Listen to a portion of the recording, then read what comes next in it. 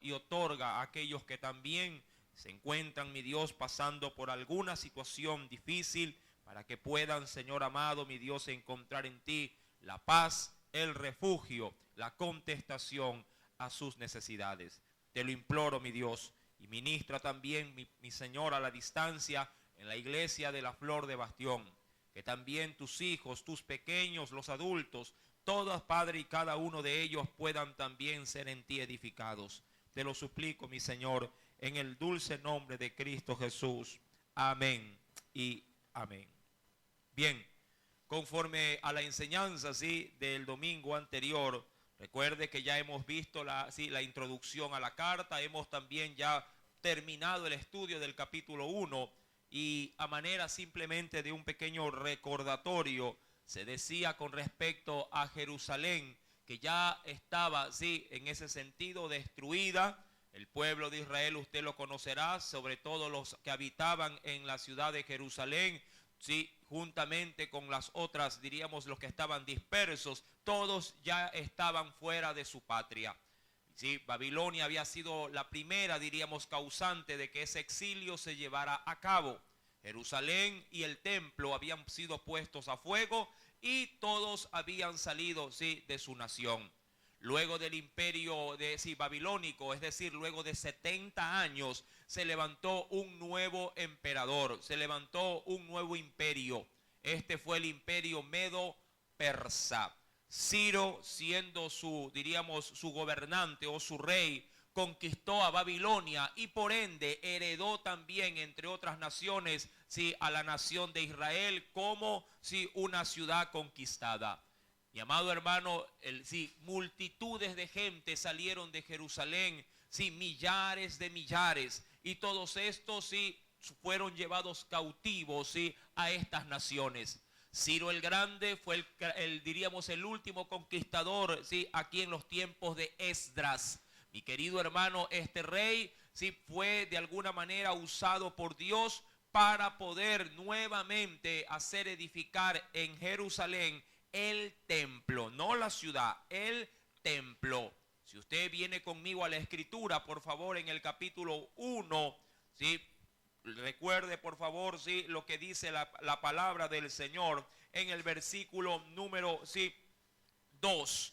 Dice la escritura: así ha dicho Ciro, rey de Persia, Jehová, el Dios de los cielos, me ha dado todos los reinos de la tierra y me ha mandado que le edifique casa en Jerusalén, la cual está, dice ahí, ¿en qué lugar? En Judá.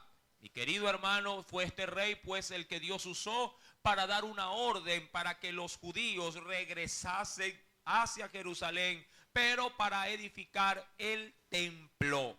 Mi querido hermano, en el capítulo número 1, más adelante en el versículo, si me acompaña por favor, número 8, el rey utiliza a su tesorero Mitrídates para poderle otorgar, diríamos, los bienes necesarios o el dinero necesario o la ayuda necesaria para que Sesbazar, el encargado, ¿sí?, de llevar a cabo esta gran tarea en Jerusalén, se pusiese, sí, como un administrador, como un gobernador.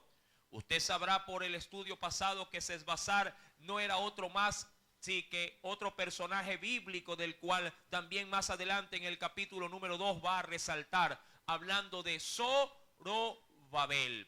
Mi querido hermano, sí, este hombre Ciro sí hace pues de esta nación una nación por lo menos que pudiera tener algo de esperanza a la hora de ser, en este caso, retornada a su ciudad natal para edificar, ¿sí?, en este caso, el templo, ¿sí?, dentro de la ciudad de Jerusalén. Ahora bien, cuando nos adentramos, por favor, al capítulo número 2, que es desde ahí vamos a partir para poder analizar, ¿sí?, este pasaje bíblico, nos dice el Señor, verso número 1, ¿sí? Estos son los hijos de la provincia que subieron del cautiverio. Sí, póngale mucho asunto a esto, ¿sí? ¿Qué pueden leer en este pasaje del verso número 1, capítulo 2? ¿Qué dice la Biblia? Estos son los hijos de ¿qué? de la provincia que subieron del cautiverio. Recuerde que en la Biblia nada está escrito al azar, todo tiene una razón de ser. ¿Cómo presenta Esdras a la nación de Jerusalén? ¿Cómo la presenta? ¿Cómo la presenta? ¿Como una? No la presenta como una ciudad, no la presenta por lo menos ni siquiera como un país o una nación. La presenta como una provincia. ¿Provincia de quién? ¿Sí? ¿O perteneciente a qué? Mi amado hermano, para aquel entonces, recuerde, ¿sí? El imperio medo-persa era la que había gobernado el mundo, y Jerusalén se constituía por parte de ese imperio como una provincia más de su gran y vasta nación. Mi querido hermano, es como que si Ecuador se metiera de pronto, si en Colombia, Dios no quiera, pues en una guerra, ¿no? Y conquistara de pronto, si el punto más cercano de Colombia, pasada la frontera, ¿cuál es? ¿Cuál? Pasado. Cuando uno entra en Colombia, ¿cuál es el primer punto? Ipiales. ¿Sí? El primer punto es como que si Ecuador conquistara Ipiales. Sí, Ipiales ya no vendría a ser ciudad colombiana, sino que vendría a ser una provincia. ¿De qué país? De Ecuador. Sí, por cuanto, sí, diríamos, su poder, sí, hizo que ésta le conquistara. De la misma manera, ya Jerusalén, Judá, no eran vistas como una ciudad, diríamos, autónoma. Ahora se la veía bajo el imperio, sí, medo-persa, como una provincia de esta gran nación. Ahora bien, dice la Biblia en el versículo número 1, que estos sí son los hijos de la provincia que subieron del cautiverio. Recuerda que estaban cautivos, de aquellos que Nabucodonosor, rey de Babilonia, porque ahí se dio origen al cautiverio, sí, había llevado dice aquí, a Babilonia, y que volvieron a Jerusalén y a Judá. Cada uno volvió, dice aquí, a su ciudad. Usted, mi amado hermano, entiende por los ya análisis, sí, o las enseñanzas pasadas, que en Babilonia, ¿cuántos años ellos estuvieron cautivos? ¿Cuántos años? Estoy tomando la lección, de hecho. ¿Cuántos? 70 años. Amén. Sí, para aquel entonces, usted recuerde, sí, se vivía más o menos entre la edad de 400 o 500 años antes de Cristo. Los acontecimientos de Esdras más o menos fluctúan, sí, dentro de ese periodo de tiempo, entre el año 500, sí, antes de Cristo. Decíamos también que habían profetas contemporáneos, sí, profetas de la época en los tiempos de Esdras y Nehemías. Usted recordará en el estudio introductorio que Esdras y Nehemías, sí, al inicio eran un solo libro, un solo tomo, pero después se lo dividió en dos partes, uno liderado por Esdras y otro por Nehemías. Ahora, ¿qué profetas eran contemporáneos, sí, en el tiempo de Esdras? ¿Cuántos recuerdan? ¿Quién? Profetas. Aquellos que anunciaban, proclamaban. ¿Quién? No. A ver, no nos confundamos. Esdras, mi amado hermano, sí, el libro del profeta Esdras, sí, hizo cumplir profecías, o en el tiempo de Esdras se cumplieron profecías de Jeremías. No se confunda, ¿sí? En los tiempos de Esdras se cumplieron las profecías, sí, entre otros del profeta Jeremías. Pero los profetas contemporáneos, es decir, que vivían en el tiempo de Esdras o de Nehemías, ¿quiénes eran? ¿Cuántos recuerdan? Les voy a tomar una evaluación, pero escrita. Vamos a ver cuántos pasan de año. ¿Recuerda usted de Ageo, mi amado hermano? Ageo era un profeta contemporáneo. Otros también mencionan que Malaquías eran profetas contemporáneos. Es decir, que cuando vivía Esdras también estaba con vida ¿quién? Ageo, y estaba con vida Malaquías también. Mi amado hermano, cuando hablamos de contemporáneo, hablamos de personas que son del mismo tiempo, sí, o espacio, o en los tiempos o los años en los que ellos estaban con vida. Ahora, en la vida de Esdras, esta profecía se cumplió obviamente por lo que se anunció por el profeta Jeremías, que eso es otra cosa. Amén. Sí, muchos de los profetas, mi amado hermano, habían ya muerto, sí, porque ya había pasado muchos años, sí. Recuerde, solamente en Babilonia, ¿cuántos años ellos habían estado cautivos? 70 años. ¿Cuántas personas ustedes no creen que mueren en 70 años? ¿Ah? ¿Verdad que mueren bastante? Hay gente que llega máximo por su y sobre todo en esta condición de vida en la que vivían, que era precaria. Vivían 40, 50, 60 años. Sí, de pronto con la bendición de Dios, unos sobrepasaban hasta los 80. Daniel, por ejemplo, llegó a la ancianidad. Y eso porque estaba en medio del círculo real, bien alimentado, bien cuidado, diríamos con todas las atenciones. Dios así lo había querido. Pero el resto del pueblo vivía en condiciones paupérrimas. ¿Sí? El resto del pueblo con dificultad, sí, tenía para comer. Y obvio, eso diríamos que hace un peso, sí, para degradar la salud, sí, y estimar la vida, sí, la vida del mismo en una, diríamos, en una reducción abismal en cuanto a años de vida. Si usted, por ejemplo, se cuida muy bien, guarda su salud, busca un médico cada vez que tiene de pronto alguna necesidad física, trata de darle el aseo que corresponde, trata de vivir en condiciones que tengan, diríamos, los servicios básicos, su, diríamos, porcentaje o riesgo de vida podría llegar a subir. De lo contrario, también pudiera llegar a bajar si no tuviera estas condiciones. Ahora, no con esto le digo que aquel que vive bien vive más, no. Pero hay un riesgo de que sí pueda tener mayor cantidad de años, porque cuando de vida se trata, mi amado hermano, nosotros vivimos hasta cuando Dios nos pone la fecha.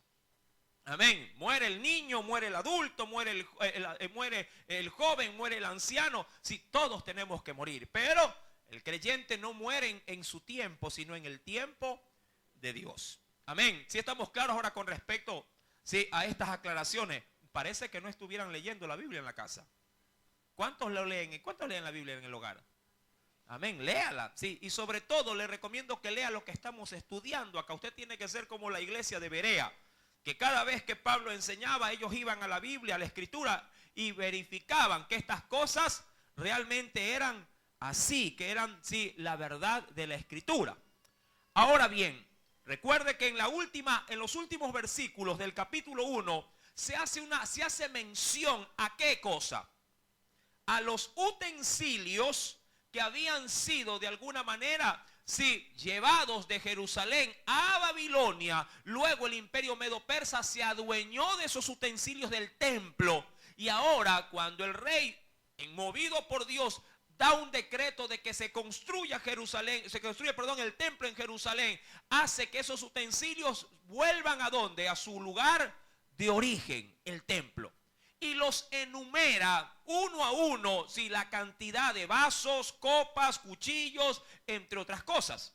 Ahora, si Dios se tomó su tiempo para poder detallar esto, que a la verdad podría ser para alguien insignificante, ¿cuánto más, mi querido hermano, como se decía la semana pasada, nosotros que valemos más, dice la Biblia, Jesús lo dijo, mucho más que unos pajarillos? Amén. El Señor en el versículo número 1, sí, del capítulo 2, va a comenzar a detallar, sí, la larga lista de aquellos que pasaron en este caso, del imperio medo-persa hacia, sí, Jerusalén. Y lo hace con una intención, dejar, mi querido hermano, establecido quienes habrían en este caso, de contribuir para poder levantar su templo.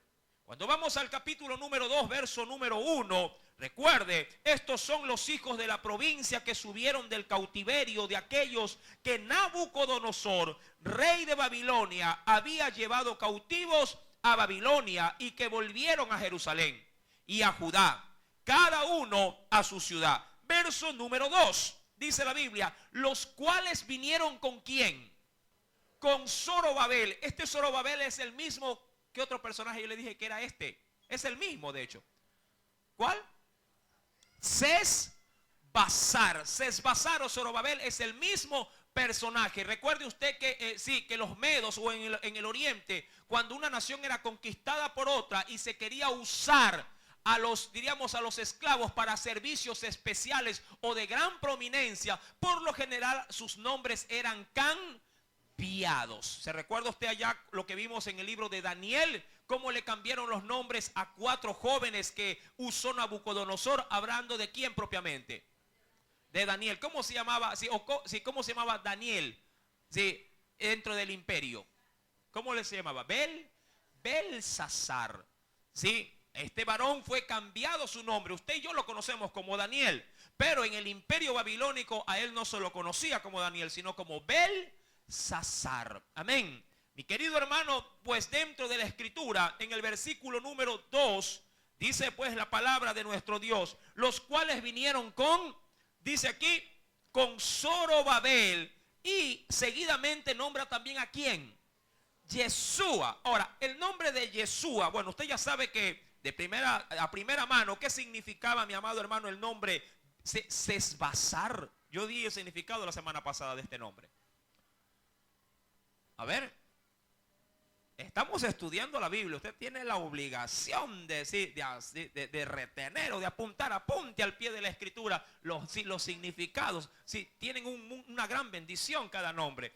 Ahora, primero, indico, Sesbazar significa gozo en aflicción. Amén. Gozo en aflicción.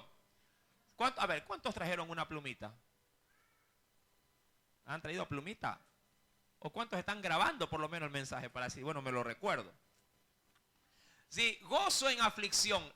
Ahora, ¿qué significa el nombre Zorobabel? Sí, Zorobabel significa un extraño en Babilonia. Sí, eso significa Zorobabel. Un extraño en Babilonia. Amén. Este fue el que lideró, de todos los que salieron, este lideró y este fue el encargado de administrar, sí, los bienes que el rey había determinado dar a los judíos para que pudieran levantar, sí, la casa del Señor en Jerusalén. Ahora, seguidamente con Zorobabel viene en el escenario un nuevo personaje. ¿Cómo se llama? Yeshua. Ahora, ¿sabía usted que Yeshua en el griego significa, o Josué, que es lo mismo, significa? Sí, usted lo sabe. ¿Qué significa? O adivine ahí, está cerquita. ¿Ah? Jesús. Sí, en el griego, Yeshua o Josué significa Jesús. Este Josué, mi amado, o Yeshua, como se lo ve aquí, sí, tenía un oficio muy particular. Así como Zorobabel o Sesbazar pertenecía a la tribu de Judá, por eso se la menciona en primera instancia en el capítulo número 1. Y de hecho, dicen muchos con respecto a la cronología y a la descendencia de los patriarcas bíblicos, que Zorobabel, por la línea de Judá, debió haber sido el sucesor, obviamente posterior, ¿no?, al trono de David, ¿sí?, en cuanto al reinado. Primeramente, Zorobabel, mi amado hermano, fue constituido en gobernador hasta ese entonces de la provincia de Jerusalén. Más adelante, mi amado hermano, cuando se habla de Jesúa, Jesúa era un sacerdote. Acompáñeme por favor al libro de Nehemías y vayamos a constatar lo que estamos enseñando. En Nehemías capítulo número 7, libro de Nehemías, capítulo número 7.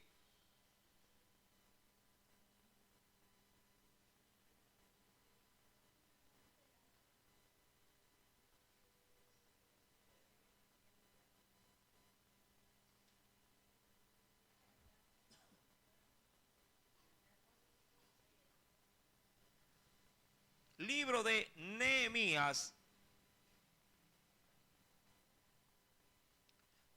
No, perdón, apúntese, deje esa cita bíblica, acompáñeme a otra cita, me estoy saltando una muy importante. Sí.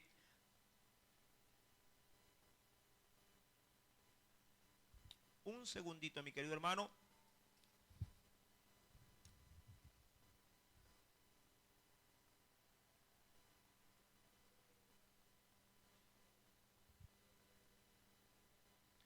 Libro de Nehemías. Un segundito, parece que se me quiere traspapelar una cita bíblica. No puede ser.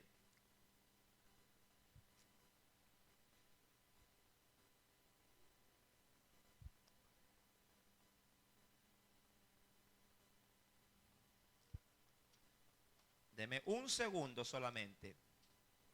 Dicen por ahí que suele pasar en las mejores familias, ¿va?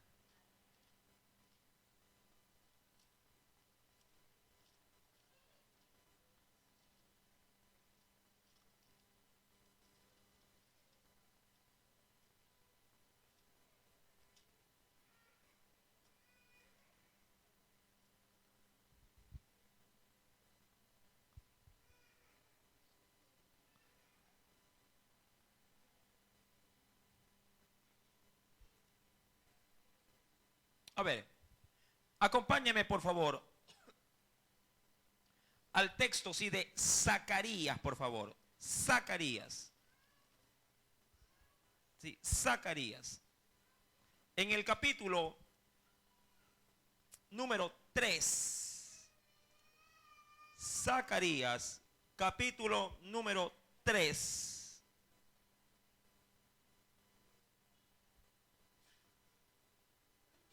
Solamente voy a tomar la referencia así del texto, nada más. Zacarías, capítulo número 3.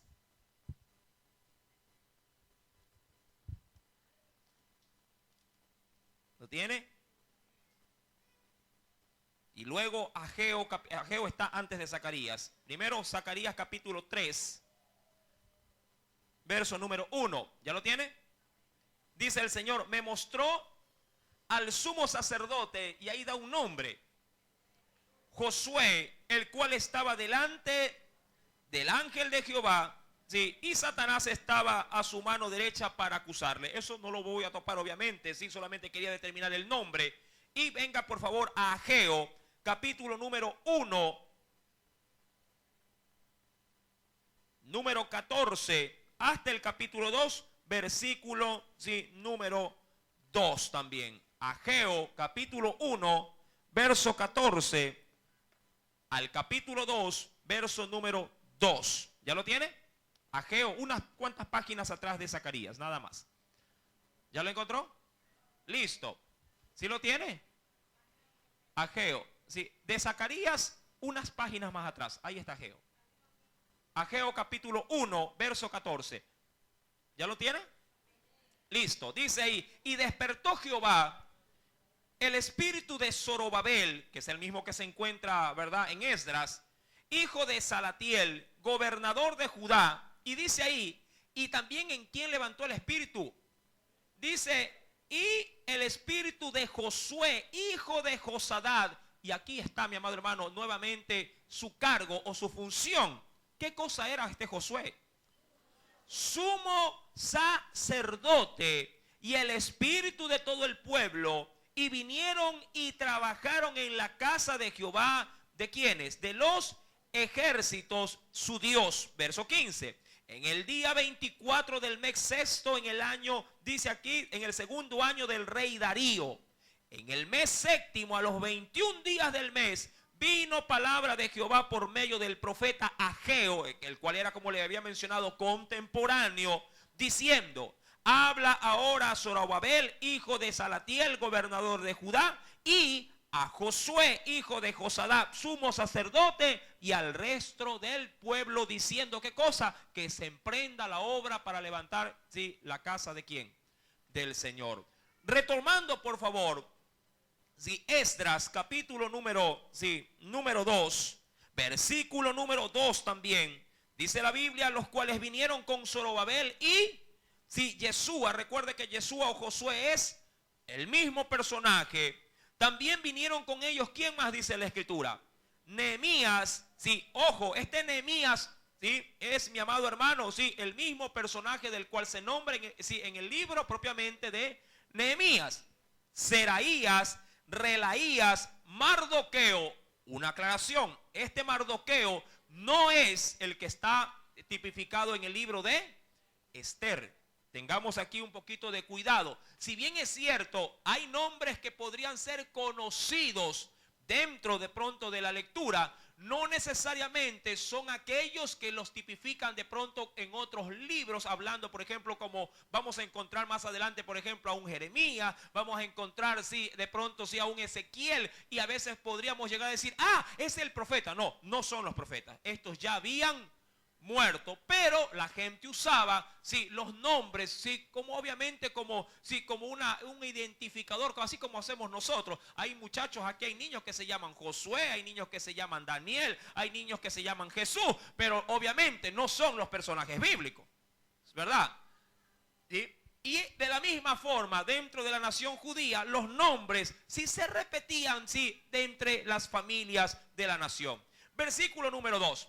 Los cuales vinieron con Zorobabel, Jeshua, Nehemías, Seraías, Relaías, Mardoqueo, Bilsán, Mispar, Bigbai, Reún y Baana. Ahora, si usted suma todos esos nombres, ¿cuántos personajes hay ahí? En el verso 2. Cuéntelos. ¿Cuántos hay? ¿Cuántos? 11. ¿Sí? Mas sin embargo, siendo esta la cabeza principal, diríamos así, de todo lo que se va a enunciar después, no debieran de ser 11. ¿Cuántas son las tribus de Israel? Son 12. Por alguna extraña razón, en Esdras se obvia un nombre. ¿Cuál es ese nombre? El nombre de, dice aquí, Naamani. ¿Dónde aparece ese nombre? En Nehemías, capítulo 7, que es el texto que, sí, equivocadamente obviamente se lo dije, el primerito, sí. Nehemías capítulo 7, verso número 7, se lo considera sumado, sí, con los otros 11 nombres que acabamos de leer en Esdras capítulo 2. En Nehemías capítulo 7, verso número 6 al 7, de hecho, para poderlo apreciar de una mejor manera en la lectura, nos dice, estos son, sí, los hijos de la, dice aquí, de la provincia que subieron del cautiverio. ¿Ya lo encontró? Nehemías 7, versos 6 y 7. Estos son los hijos de la provincia que subieron del cautiverio, de los que llevó cautivo, dice la escritura, sí, Nabucodonosor, rey de Babilonia, y que volvieron a Jerusalén y a Judá, cada uno a su ciudad. Los cuales vinieron con ¿quién? Zorobabel. Seguidamente, ¿quién sale?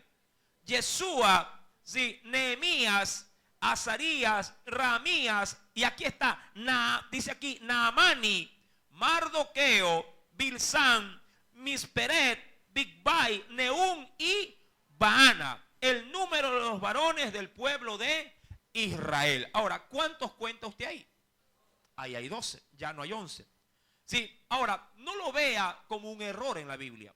Véalo como una manera de apreciar en este caso, diríamos así, de acuerdo a la óptica del autor bíblico, ¿sí? En este caso, sí, las cosas que pudieron darse con respecto a la época. ¿A qué me estoy refiriendo? Bien pudo los primeros 11 llegar o salir con Esdras y este último Naamani aparecer luego después de otro tiempo directamente en Jerusalén. Es decir, es como que usted aquí espere a la gente para ir a un determinado lugar. Vienen, vamos a suponer, 120 personas, se embarcan en el carro y nos vamos. Pero, oh sorpresa, una persona va de manera directa de su trabajo al punto de llegada. En cuyo caso, si yo tomo lista aquí, ¿cuántos se subieron? 120. ¿Cuántos llegaron? 121. ¿Se da cuenta? Algo semejante es lo que pasó dentro de estos escenarios. Sí, Esdras sacó cuenta al salir y habían en esa lista solamente 11 de los principales, ¿sí?, de las familias de Israel. Pero en la contabilización de Nehemías, el cual estaba allá en Jerusalén, él logró ya contar no 11, sino los 12, ¿sí? De esa manera, mi querido hermano, se guarda en exactitud, ¿sí?, la línea de las 12 tribus de Israel. Ahora, algo curioso o un dato adicional que obviamente no se lo nota dentro del capítulo número 2. Si todos los que llegaron allá, más allá de los que se nombran aquí, estos simplemente son los cabezas de las familias. Aquí no se contabiliza o no se ve de pronto el nombre de las esposas, el nombre de los hijos, el nombre de los abuelos, los tíos, sí, los primos. Solamente se nombra a manera de gran detalle a los que dirigían, en este caso, las familias principales o príncipes dentro, sí, de las tribus de Israel. En cuyo caso, sacando diríamos un estimado, bien pudieron haber ido en este primer y gran, sí, exilio hacia Jerusalén, sí, entre 100 y 150,000 personas en total, sí, que era una cantidad bastante grande. Pero no era nada comparada con todo lo que era la nación judía, que no eran miles, sino millones. Amén. De 100 a 150,000 fueron los que sí, pasaron de Babilonia hacia Jerusalén por medio del decreto que dio Ciro, el rey de Persia. ¿Sí? Mi amado hermano, cuando vamos pues, ahora quisiera por favor que me acompañe nuevamente, ¿sí?, al capítulo número 2 de Esdras, versículo número sí, número 2, pero ya en la parte final nos dice el Señor, el número de los varones del pueblo de Israel, obviamente son los siguientes. Ayúdeme por favor con el verso número 3, léalo. Le voy a dar de lo que tengo. Sí, paros significa huir. Sí, apúntelo, es bueno saber. Sí, paros significa huir. Verso 4, los hijos de Cefatías, 372. Sí, ojo, Cefatías significa Jehová ha juzgado. Versículo número 5, léalo por favor. Los hijos de Ara, 775. Ahora, aquí me detengo, hay un dato curioso. ¿Sí? ¿A cuánto le gusta estudiar la Biblia? Mire que estamos analizando la Biblia, amén. No la estamos leyendo por leer. Versículo número 5 dice los hijos de Ara. Ahora, Ara significa búfalo. ¿Ya? Ara significa búfalo. Dice la escritura que cuántos salieron con él. ¿Ah? 775. Sí, salieron contabilizados. ¿De dónde? De Babilonia hacia Jerusalén. Pero no llegaron 775. ¿Se acuerda lo que pasó con las tribus al inicio? Salieron 11. ¿Cuántos llegaron? 12. Pero con estos fue al revés. Salieron 775 y llegaron solamente, ¿sí?, 652. ¿Dónde corroboró eso? Acompáñeme por favor a Nehemías capítulo 7, verso número 10. Y aquí inclusive quisiera dar una acotación espiritual también.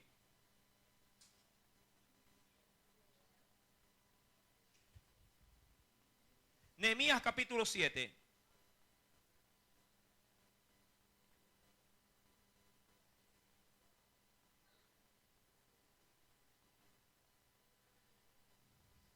Nehemías, y más adelante sí de Esdras, capítulo número 7,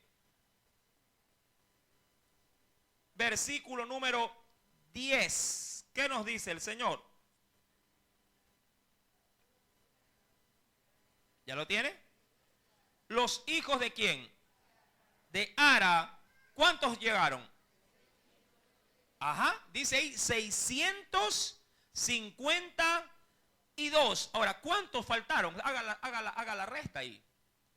¿Cuántos no fueron? ¿O cuántos dijeron, yo voy, sí, pero el rato de la hora no llegaron? ¿Ah? 123 hombres o 123 personas, sí, no lograron llegar, en este caso, sí, hacia Jerusalén. Se apuntaron o dijeron, cuente conmigo. ¿Cuántos a veces uno suele decir, hermano, ¿quién va? Y la iglesia dice, amén. Sí, y uno obvio, tira un número. Aquí hay como 100, pues uno dice. Así a vuelo de pájaro. Pero en el rato de la hora, no aparecen los que dijeron que iban a venir. ¿Se da cuenta? Algo muy semejante pasó acá. Se apuntaron 700, ¿verdad? 75, pero solamente lograron llegar 652. 123 se quedaron, sí, se quedaron en el aire. Mi querido hermano, sí, es menester, pues, sí, poder considerar, sí, este tipo de pasajes bíblicos para poder entender que aún en medio de ellos, no todos los que de pronto, sí, mantuvieron en su corazón el deseo de ir, lo lograron, sí, alcanzar. Mi querido hermano, es menester pues poder considerar este tipo, no incongruencias bíblicas. Aquí no hay incongruencias bíblicas. La Biblia no tiene incongruencias, no tiene errores. La Biblia es exacta, la Biblia es real y es veraz. Mas ella nos hace ver, sí, las falencias del hombre muchas veces, y que obvio, como nosotros somos variables, se ve variable muchas veces las cantidades o los números en este tipo de pronto de pasajes, sí, que un autor dice una cosa y el otro autor dice otra, y mucha gente dice, hermano, pero aquí hay un error, diría cualquiera. No, no hay un error. Sí, lo que la Biblia refleja es la realidad, y la realidad es que 775 se apuntaron y solo llegaron 652. Esa es la realidad. Amén. Ahora, volviendo por favor al libro de Esdras. ¿Sí? Versículo número 5 leímos, ¿verdad? Los hijos de Ara, ¿qué significaba Ara?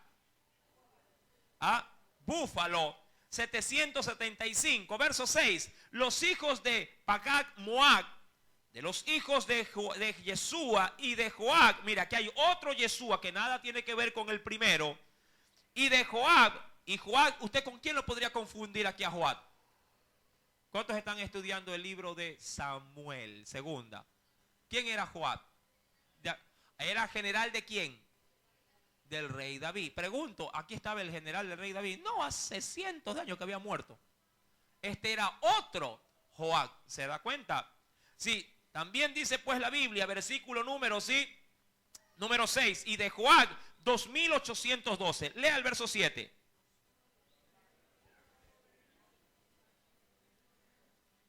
Los hijos de Satú, 945. Verso 9, léalo.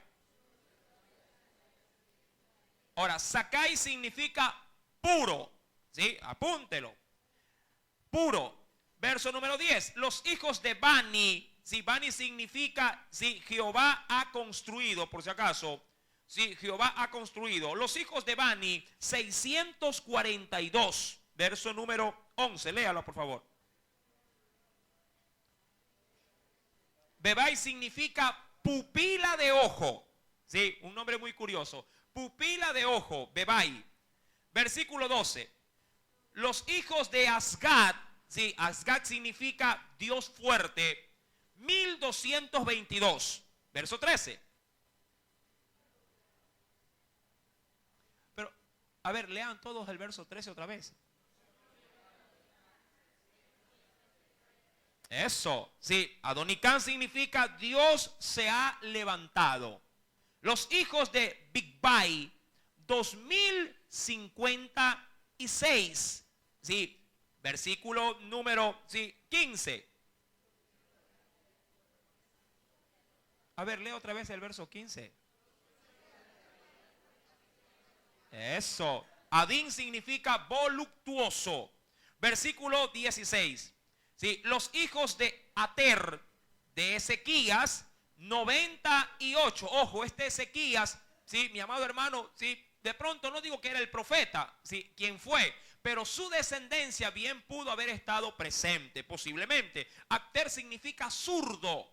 Versículo número 17.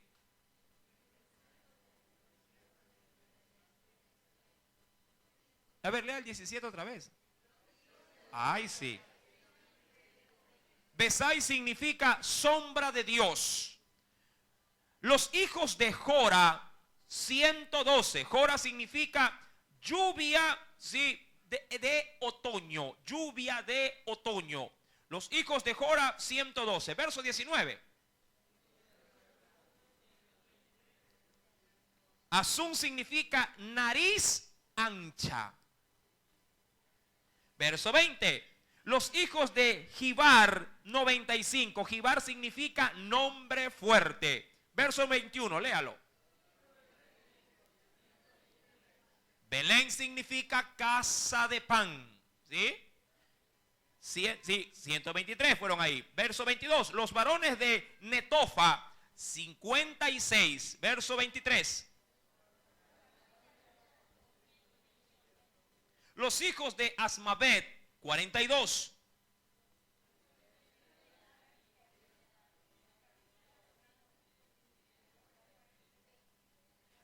Los hijos de Ramá y Jeba, 621.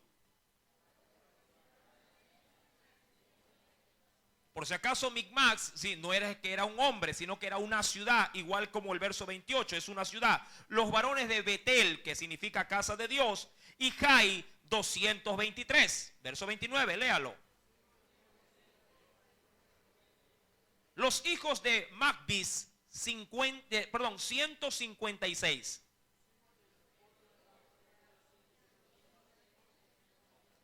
Los hijos de Arín, 320.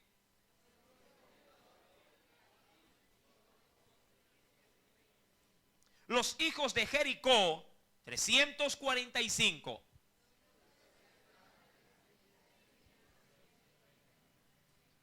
Versículo número 36, ya que hago un pare.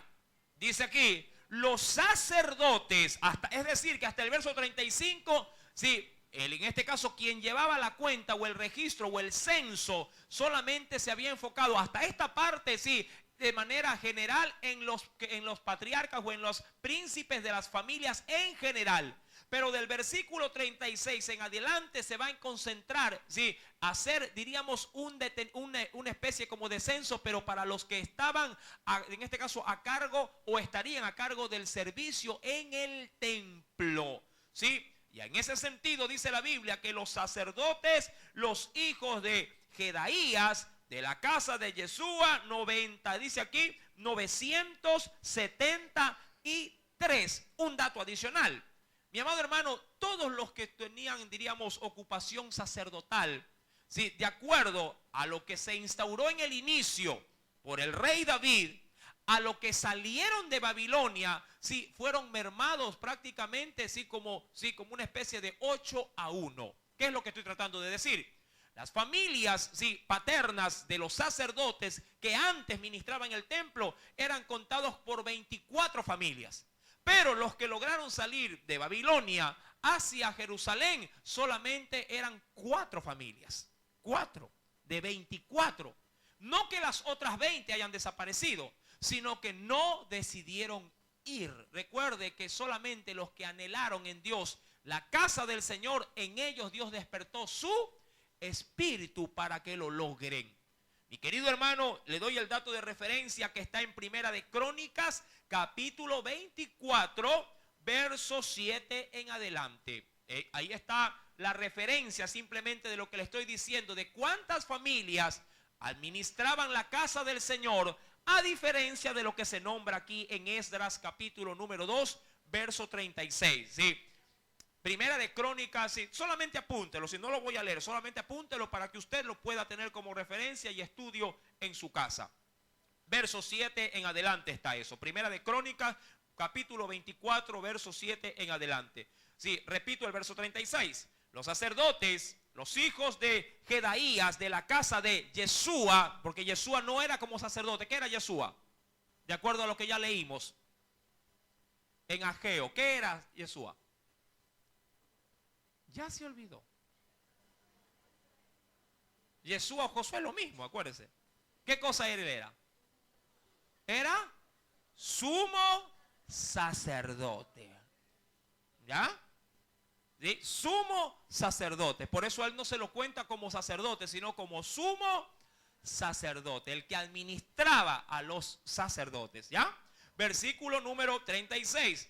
Los sacerdotes, los hijos de Jedaías de la casa de Yeshua, 973. Verso número 37. Leámoslo seguidamente. Los hijos de Pasur, 1247.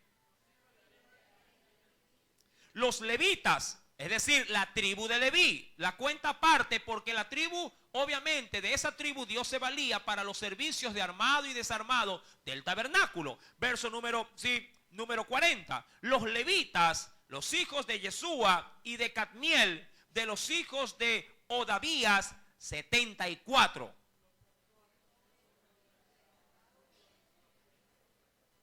Ahora, recuerde, ¿por qué los pone como los hijos de Asaf? Si usted va a los salmos, usted sabrá bien que los salmos no solamente fue de autoría de David. ¿Sí? Muchos otros intervinieron en este precioso libro de los salmos con sus cánticos. ¿Sí? Y tienen de hecho como autoría a Asaf. Asaf era al parecer, sí, un cantor, sí, en este caso puesto por David dentro del templo para que se encargue en este caso de la administración de la alabanza. Si quiere simplemente corroborar en parte lo que le estoy diciendo, venga conmigo por favor, ¿a qué libro? Al libro de los Salmos. Por ejemplo, Salmo 79, un ejemplo solamente le voy a dar, o algunos, como usted quiera. ¿Ya lo tiene? Salmo 79, es un salmo que de ahí en adelante, sí, se nombra muchísimo a este varón llamado Asaf. ¿Sí? No que Asaf haya salido, los descendientes de él fueron los que si estuvieron consideración para nuevamente retomar el ministerio de la alabanza. ¿Ya lo tiene? Lea el prefacio, por favor. Solo el prefacio. El título. Lamento por la destrucción de Jerusalén. ¿Qué dice ahí? ¿Salmo de quién? Asaf. Si va al capítulo número 80, pasa lo mismo. Súplica por la restauración, dice ahí. Al músico principal sobre lirios, testimonio, salmo de quién, o canto de quién, de Asaf. Lo mismo pasa en el capítulo 81, 82 y de ahí en adelante. ¿Se da cuenta? Nada en la Biblia está al azar.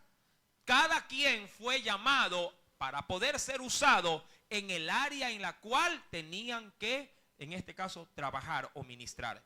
Vueltos al libro de Esdras, capítulo número 2, dice el Señor, versículo número 41, perdón. Los cantores, los hijos de Asaf, ¿cuántos cantores tenía la iglesia? 128. ¿Cuántos tenemos acá?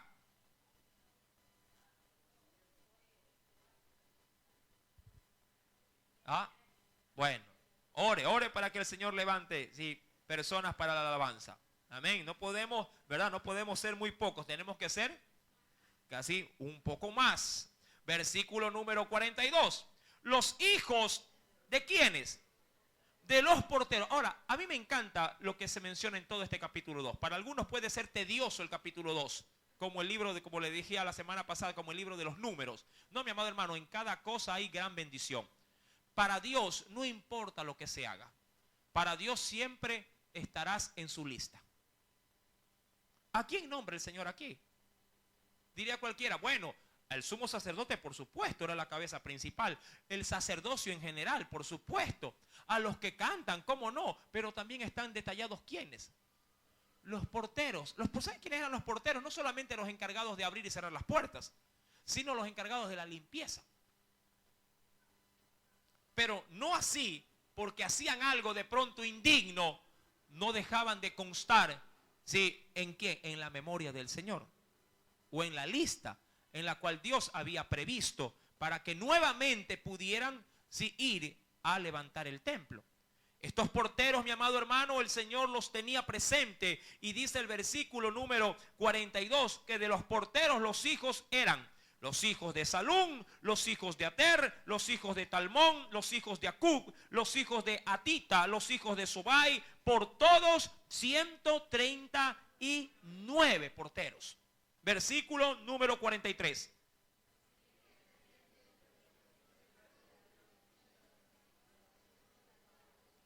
Los hijos de Queros, los hijos de Siá, los hijos de Padón.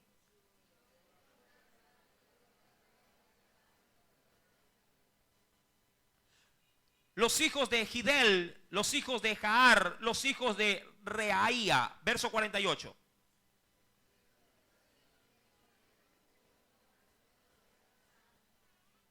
Verso 49. Los hijos de Usa, los hijos de Pasea, los hijos de Besai.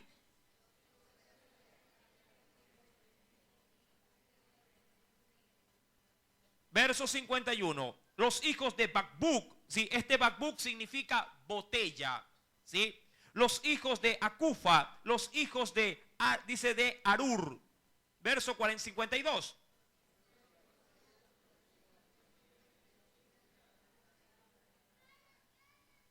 Los hijos de Nesía, los hijos de Atifa.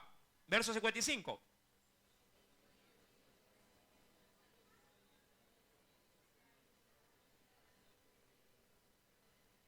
Los hijos de Jaala, los hijos de Darcón, los hijos de Gidel.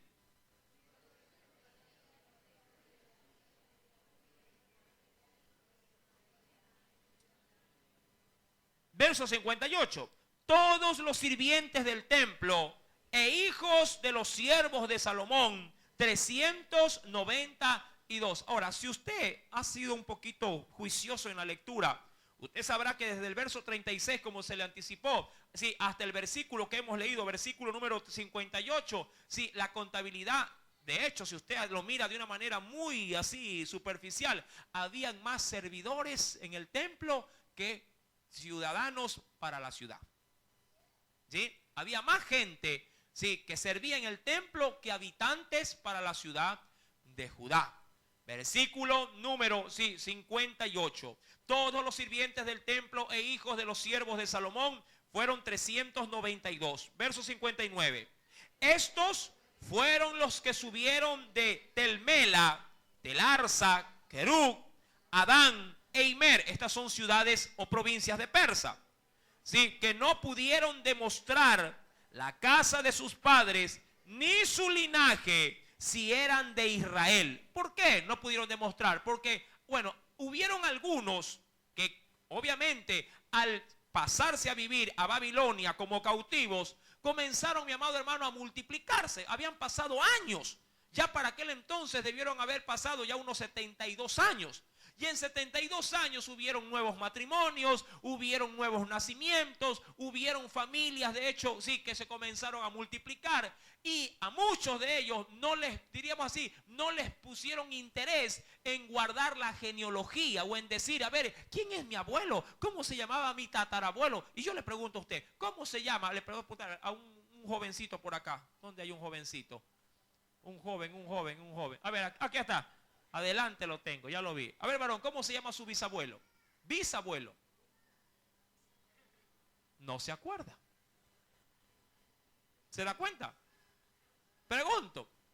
Esto no es que está obviamente mal, pero si usted, mi querido hermano, olvida sus antepasados, obviamente de manera muy difícil podrá determinar su linaje. A eso me refiero. Los judíos eran muy meticulosos en esto. Muy meticulosos. Sí, por eso es que en la Biblia, cuando uno va al Nuevo Testamento, sobre todo el Evangelio de Lucas, en Lucas se da del linaje de Jesús, la ascendencia va no solamente, mi amado hermano, desde los papás de Jesús terrenalmente hablando, sino que va desde ¿dónde? Desde Abraham. Y en Mateo, si no me falla la memoria, va desde Adán.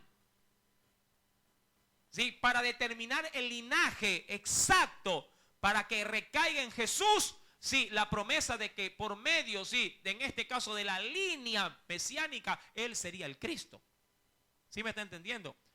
Muchos que fueron de Babilonia hacia Jerusalén luego de 72 años no pudieron determinar su origen. Pero claro, de pronto muchos decían, sí, pero mi papá es judío, yo guardo las costumbres judías. Leemos el Torá, leemos de pronto las escrituras, leemos el Pentateuco, la ley, los profetas. Pero decían, pero ¿quién es tu papá? ¿Quién es tu abuelo? ¿Quién fue tu bisabuelo? ¿Tu tatarabuelo? Hoy yo no me acuerdo, pero yo quiero ir a Jerusalén. Y se unieron. Ahora, lo que importa, mi amado hermano, más allá de determinar o no su procedencia, es que ellos estuvieron ahí. Es decir, no vieron en esto un obstáculo. No dijeron, no, lo que pasa es que como mi papá era católico, mi abuelo era católico, mi bisabuelo también era religiosa, yo por eso hoy no puedo cambiar de religión. No, ellos no vieron eso. Ellos dijeron, yo quiero, sí, servir e ir con el pueblo a Jerusalén, a edificarle casa al Señor. Y eso es que fueron ellos. Porque Dios, ¿qué cosa hizo en ellos? Despertó el Espíritu para que lo hagan. Versículo número 59. Estos fueron los que subieron de estas ciudades, ¿no? Tel Mela, Telarsa, Querub, Adán e Imer, que no pudieron demostrar la casa de sus padres ni su linaje si eran de Israel. Verso 60. Los hijos de Delaía y los hijos de Tobías, los hijos de Necoda, 652. Y de los hijos de los sacerdotes, los hijos de Abaía, los hijos de Cos, los hijos de Barzilai, el cual tomó por mujer las hijas de Barzilai Galadita y fue llamado por el nombre de ellas. ¿Por qué? Porque no pudo demostrar qué cosa. Su descendencia o su linaje como varón, es decir, por su descendencia, sino que fue asociado con la descendencia de su esposa. Versículo número 62. Estos buscaron su registro de genealogías, penosamente, ¿qué pasó? No fue hallado y fueron excluidos ¿de dónde? Chuzo, qué lástima. Fueron excluidos del sacerdocio. Ya en ese entonces yo podría decir que el pueblo judío ya estaba curado primeramente de la idolatría. Estaba curado de la desobediencia. Porque si bien es cierto, ellos pasaron tanto tiempo fuera de su nación, sí, lo hicieron por consecuencia de su, en este caso, de su obstinado corazón. La idolatría, la desobediencia. Aquí ellos ya dijeron, no, este error no lo vamos a cometer dos veces. Usted se acuerda que no hace mucho terminamos de estudiar ¿qué libro? Jueces. ¿Se acuerda de los jueces? ¿Se acuerda cómo un hombre adinerado, simplemente porque quería atraer para sí la atención del pueblo, él mismo autoproclamó en su casa un templo y se hizo pasar por un religioso, un levita, y después encontró a uno que sí lo era y lo alquiló? ¿Se acuerda? ¿Por qué pasaba todo eso? Porque cada quien hacía lo que bien le parecía. ¿Sí? No había quien dé la norma, no había quien haga respetar la voluntad de Dios. Y a veces penosamente así caemos en la actualidad nosotros también. ¿Sí? Que queremos seguir y servir a Dios como a nosotros nos da la gana. Y ese es un problema, mi amado hermano. Porque muchos dicen, ay hermano, yo busco a Dios pero aquí. ¿En dónde? En mi casa. Y vive su vida cristiana dentro de sus cuatro paredes. Eso es un problema. Porque bien lo ha dicho Jesús, no es conforme a tu camino, sino a mi camino. Y el camino del Señor siempre será angosto y siempre habrá una puerta estrecha que pasar. Yo más bien asocio el camino del Señor no tanto como una puerta estrecha, sino como un corredor estrecho. Porque todo el camino hay que caminarlo derechito. ¿Sí? Porque hay quienes pasan por la puerta estrecha y piensan que después se hace ancha otra vez. No, mi amado hermano, no se hace ancha. Sigue estrecha. Porque las demandas de Dios para su pueblo siempre serán rígidas. ¿Por qué es rígido el Señor? Porque el Señor sabe que donde hay amplitud también hay desboque. Y eso es un mal del pueblo. El pueblo medio siente algo de libertad, algo de salud, algo de prosperidad. ¡Viva el Ecuador!, dice el pueblo. Ya no se congrega, ya no ora, ya no lee la Biblia, ya no predica la palabra. ¿Por qué? La comodidad ahora sí lo abriga. Pero cuando hay estrechez, cuando hay necesidad y angustia, el pueblo viene a orar, el pueblo lee la Biblia, el pueblo está clamando, el pueblo está presente para todo por la necesidad. La necesidad, ¿qué crea? Dependencia. Esa es la diferencia. La necesidad crea dependencia de Dios. ¿Verdad? Usted de pronto por el trabajo se apartó de Dios o se alejó de Dios. El Señor permite que lo dejen sin trabajo. Aquí está, con una petición de oración. ¿Para qué? Para que el Señor me dé una fuente de ingreso. Y cuando se la da, ya no viene aquí a decirle, Señor, gracias por el trabajo que me has dado. ¿Sí? Tenga presente estos pequeños tips, ¿sí?, espirituales, que son muy importantes en nuestra vida. Estos no pudieron demostrar, y quienes lideraban este asunto, que era Zorobabel, ¿y quién más? El sumo sacerdote, ¿cómo se llamaba? Yeshua o Josué o Jesús, el nombre era similar. ¿Sí? Estos lideraron y estos dijeron, ustedes pueden demostrar lo que son. No, pero venimos de nuestra familia. Mira, nos vestimos como judíos, hablamos como judíos, me sé inclusive la Biblia, me sé la ley y los profetas. Sí, pero como no puedes demostrar que eres de linaje de sacerdotes, no podrás ministrar como sacerdote. Podrás ayudar, pero no como sacerdote. Versículo número 62. Estos buscaron su registro de genealogías y no fue hallado y fueron excluidos del sacerdote. Verso 63, léalo. Y el gobernador les dijo que no comiesen de las cosas más santas hasta que hubiese, ¿qué cosa? Y esto es fascinante.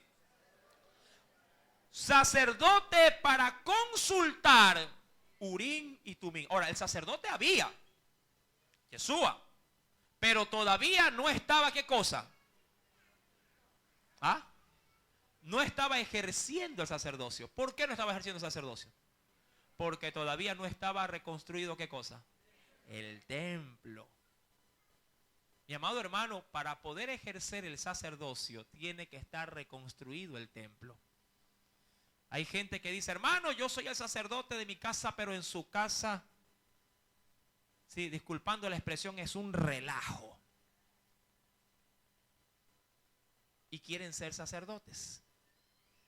en su vida es un relajo, pero quieren ser reyes y sacerdotes, como lo dice la Escritura. Vosotros sois reyes y sacerdotes, nación santa, sí, pero se lo dice a un pueblo que ha logrado, ¿qué cosa?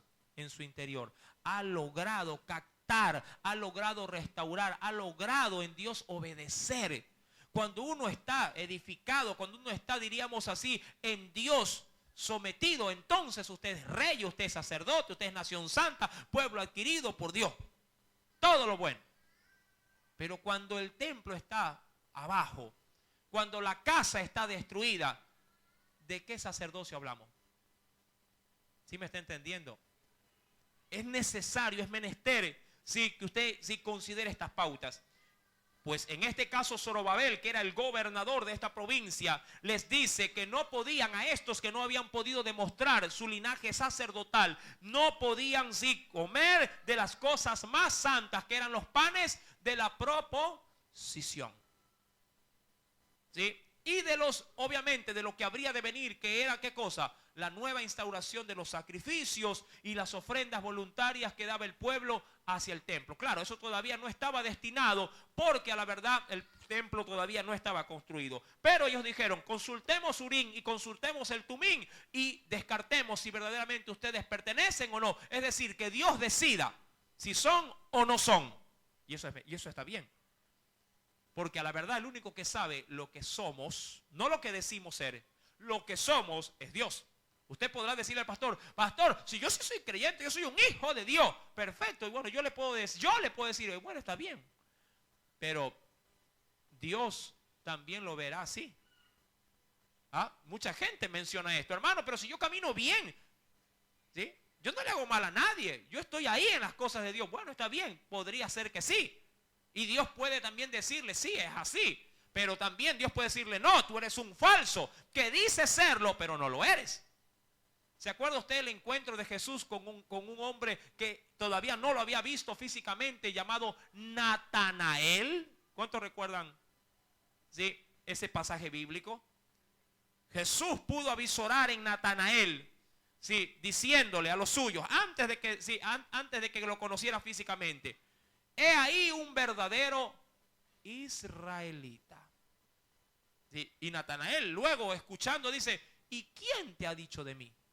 ¿Quién te ha hablado de mí? ¿Cómo sabes tú lo que yo soy? Y Jesús le dijo, antes, sí, de que tú me vieras, yo ya te había visto cuando estabas debajo de este enebro, de un arbusto. Y ahí él cayó postrado y dijo, Señor, tú eres el Mesías. Por lo que te dije, has creído. Mire, experiencias o circunstancias, situaciones que revelan lo que somos. Dios sí sabe lo que somos. El Urim y el Tumim, usted sabe, mi amado hermano, por estudios anteriores, que eran las dos piedrecitas que tenía en el pectoral el sumo sacerdote. Eran a manera de piedras, sí, grabadas en sus lados como monedas, sí, pero más grandes. Sí, cuando se lanzaban estas piedritas parecía, bueno, se podrían parecer a los dados, pero eran planas. Si caían con las dos figuras, sí, que asumían el Urim, era sí. Si sumían el Urim y el Tumim era esperar. Si los dos lados de la piedra eran Tumim, era no. Así se respondía de manera práctica a preguntas emergentes y Dios contestaba usando estas piedras. Por ejemplo, si un rey decía, tengo a mi enemigo delante de mí, ¿voy o no voy a la guerra? Iban directamente al sumo sacerdote y el sumo sacerdote lanzaba las piedras y decía, esta es la voluntad de Dios. Si decía Tumim en ambos lados, no había guerra, tenía que rendirse posiblemente. O Dios manifestar su poder y él pelear por la ciudad.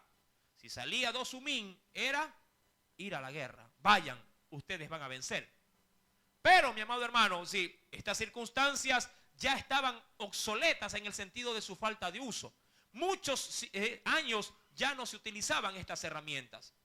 En el versículo 64, para concluir, dice la Biblia, toda la congregación unida como un solo hombre era de 42.360.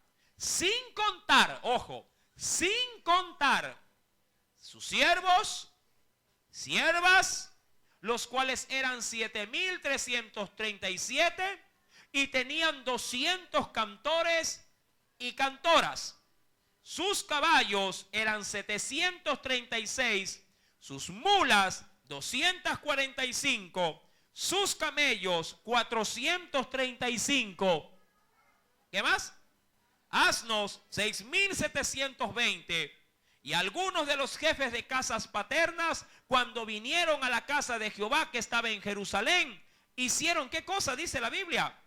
Ofrendas voluntarias para la casa de Dios, para reedificarla en su sitio, según sus fuerzas dieron al tesorero de la obra 61,000 dracmas de oro, 5,000 libras de plata y 100 túnicas sacerdotales.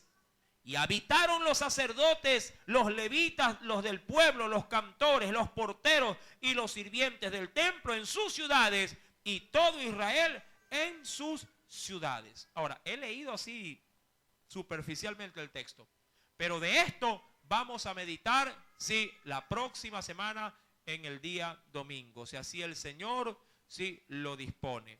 Mas si el Señor habló a tu vida en esta mañana, bien puedes darle una fuerte ofrenda de aplauso. Aleluya. Oremos. Padre, en el nombre de Jesús, en esta hora, oh Dios, hemos podido aprender en parte de tu voluntad. Gracias por haber ministrado